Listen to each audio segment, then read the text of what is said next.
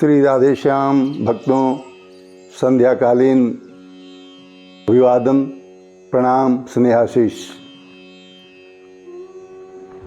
जीवात्मा की दुर्गति का कारण क्या है, आज इस पर हम आपसे विचार करेंगे।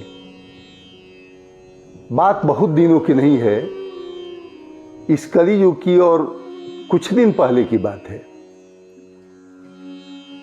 एक बैरागी महात्मा थे और गर्मी का दिन था। जाते जाते उनके मन में कई तरह के विचार चल रहे थे। तब तक एक आदमी की बारात निकल रही थी। महात्मा जी के मन में आया कि काश मेरी भी शादी हुई होती या मेरी भी शादी होती तो मेरी भी बारात इस तरह से निकलती, मेरे भी बाल बच्चे होते, क्या आनंद मिलता गृहस्थ योनि में। पुनश्च महात्मा जी बोले कि राम राम राम राम राम राम, मेरे मन में क्या चल रहा है, मैं तो बैरागी महात्मा हूं। चलते चलते कुछ दूर चले, गर्मी का दिन था, महात्मा जी थक गए।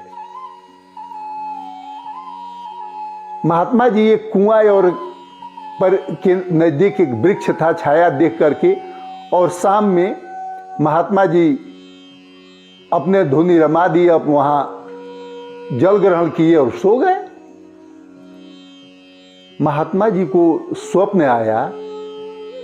स्वप्न में देख रहे हैं कि मेरी शादी हो गई है, मेरे बाल बच्चे हो गए हैं, मेरी सुंदर सी एक पत्नी है, सोए हुए हैं बिछावन पर। पत्नी कही महात्मा जी से,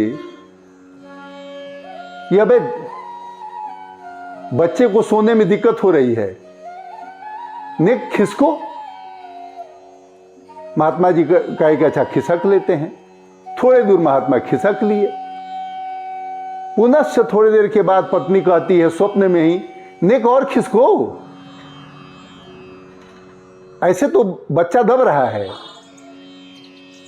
दूसरी बार भी खिसक लिए। तीसरी बार पत्नी झुझला कहे कि नेक और कायदे से खिसको, बच्चा दब रहा है। ए महाराज, ज्यों ही महात्मा जी खिसके कुएं में डब, कुएं में गिर गए महात्मा जी। संजोग से पानी कम था। सवेरे लोग पानी भरने आए, महात्मा जी को देखे कि महात्मा जी गिरे हुए हैं।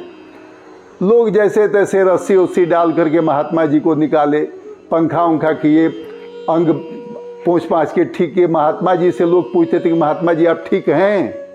तो जो पूछता था उससे महात्मा जी कहते थे कि तुम ठीक हो।